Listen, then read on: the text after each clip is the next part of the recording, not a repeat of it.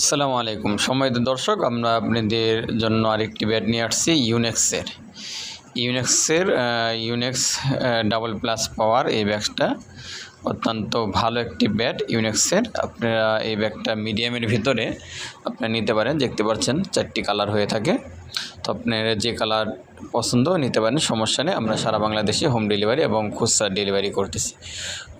যারা পাইকারি এবং খুচরা লাগে, আমরা চকবাজার ঢাকা থেকে সারা বাংলাদেশে পাইকারি এবং খুচরা সেল করছি।